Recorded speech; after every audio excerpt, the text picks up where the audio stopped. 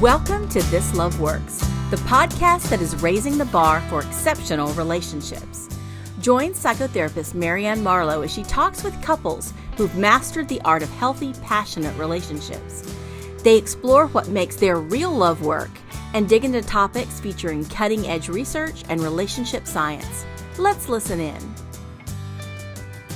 This is Marianne Marlowe of This Love Works, and there's been a real shortage of therapists and people in the healthcare field in general. And so I hear from a lot of people that they are having a really hard time finding somebody to work with them. Finding a therapist that has availability is one of the most critical things that's happening right now. And so sometimes you might get involved with somebody who maybe they have less experience than you would like them to have, or maybe they have a particular bias that isn't something that you think that's going to work for you, or maybe there's something that's important to you and they either don't understand, they don't have a lived experience that's similar, or they may have a bias against what you think or believe. And the question then remains, should I continue to go? Can this be a healthy or helpful therapeutic relationship?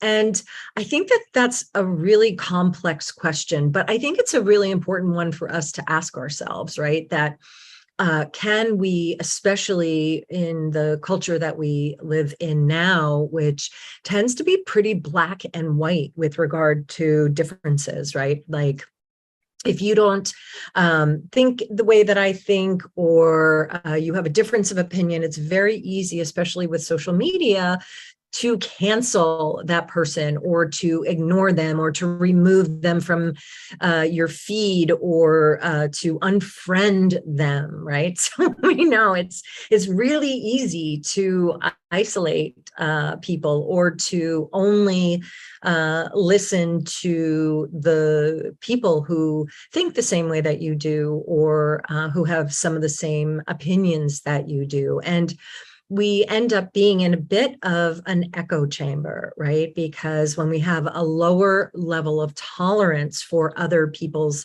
ideas, it starts to create a very single narrative about what that idea is. And I think in some ways we've really lost the ability to have rich conversations and to also be able to hold and tolerate other people's beliefs, right? We oftentimes are very dismissive of people who are certainly on the other side politically. We know that's a very common thing, or even religiously, or in some of the differences that people have culturally.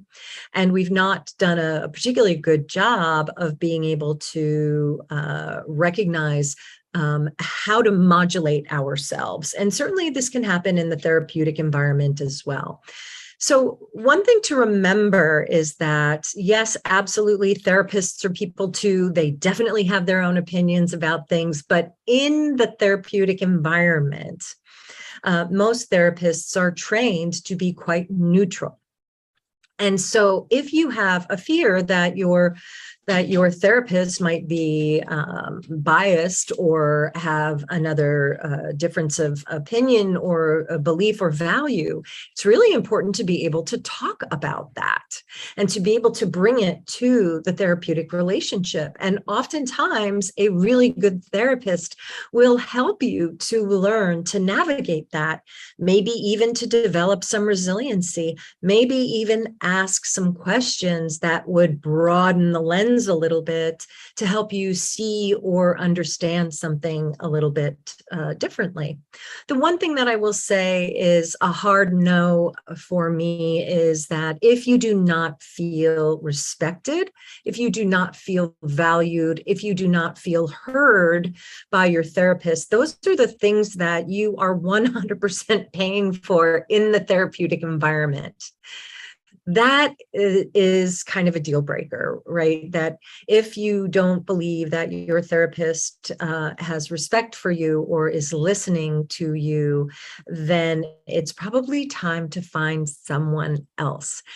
Although I would say that the very first step is to let your therapist know that that is what your experience is. And a really good therapist will be able to help you and to navigate through that, and maybe even clear up a false belief that you have about what you might be experiencing with that therapist, or something that might have gotten projected into the therapeutic relationship. One of the important things to remember is that good therapists are trained to open up the space so that you can project certain things onto them.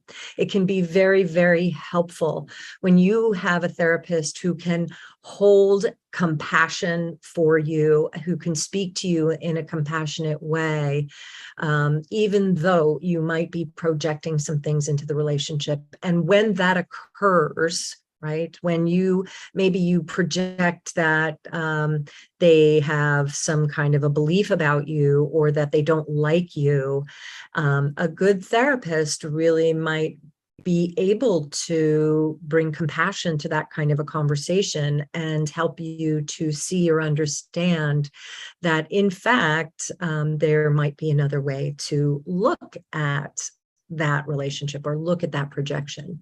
So I would say the very first most important thing is, if you bump up against this belief that your therapist has a bias, or that they see things from a different lens, bring it up in the therapeutic room, bring it up in that relationship, and see what happens. Perhaps you might learn something new about yourself, or about your partner, or about the therapeutic relationship. Once again, this is Marianne Marlowe of This Love Works. See you soon.